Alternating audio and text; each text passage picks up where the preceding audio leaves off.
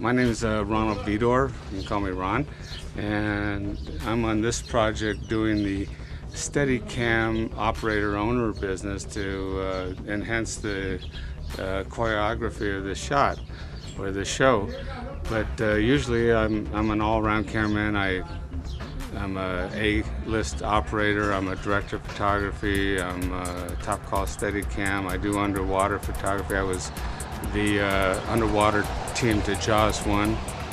And as far as Steadicam, I accidentally got into that when it was first introduced into the business, and nobody wanted to put that awkward looking thing on, so they all looked at me. I put it on and had my first Steadicam shot in 1976 on the White Buffalo Charles Bronson movie.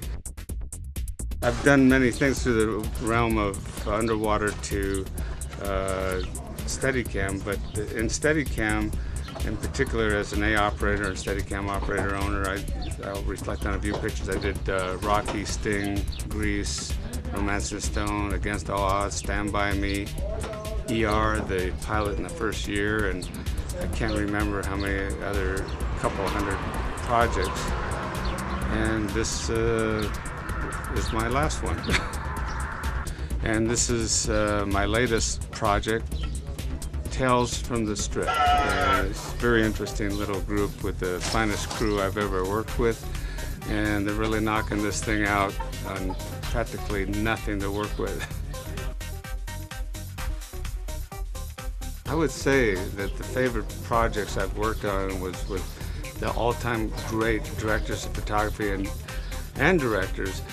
Director of photography in the way of Conrad Hall, and directors in the way of Michael Ritchie and John Schlesinger on Day of the Locust. I would say Eleanor Franklin, the first 4 years, the first mini-series ever done, was one of my favorite shows to travel around on. I enjoyed Africa, doing a picture for Disney. What I like about this project, Tales from the Strip, we managed to put together the finest crew and tailor it down to just necessary people to be able to move fast and efficiently. And we've got the finest elements of people, from grip lighting, videographers, and makeup people, mostly based out of Las Vegas. And it's a tight, fun group to work with. We have a lot of little parties and enjoy a lot of laughs on the set.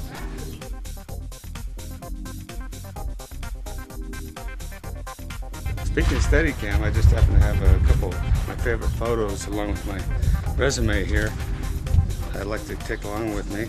And this was the beginning of my career, actually, in Steadicam. I was fortunate enough to be able to do Rocky 3. That's me with Sylvester, and he in fact was directing this part after having fired his director.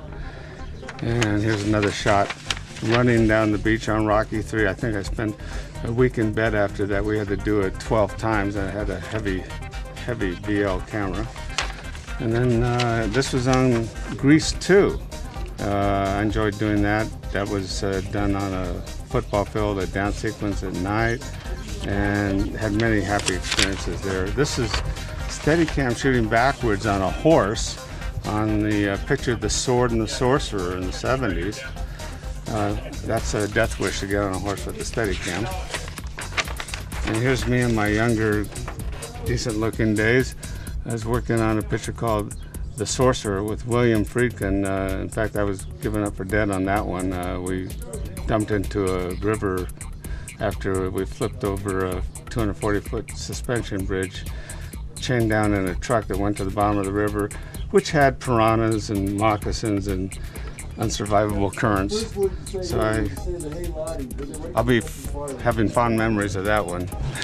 So this actually is a Xerox of a picture when I was doing a commercial. It was, I think, a Frito-Lay commercial in the Olympic pool down at USC. This is when I built my first underwater video camera, untethered to the surface. And by now that video camera is extinct, but I put many shows on television with that. And these are the big cameras that are used for underwater shoot, 35mm shoots today. There's another shot of my video camera in action. And then the next shot is when people can't afford to have a Steadicam on a show.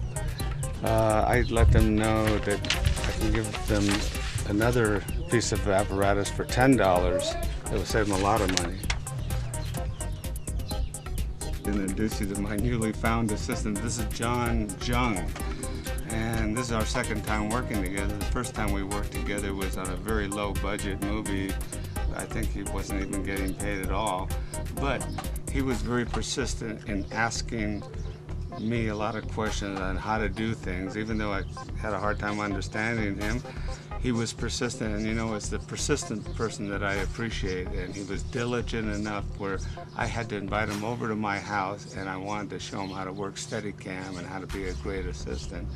So he has come up in the world to wing things and get it all down precisely, and I'm very happy to have him with me. He has been the most help I've ever had in 25 years of doing Steadicam.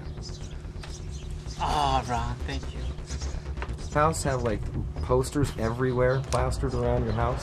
No, my ex-wife didn't allow it, and my future ex-wife won't allow it. So what, do you have them in a garage somewhere packed away? I have a lot of pictures in the attic, and a few pictures on the mantle, along with my father, who is really history in this business too. He and his father owned the first movie studios over in Europe until they were kicked out by Hitler. So I'm a third generation in the business.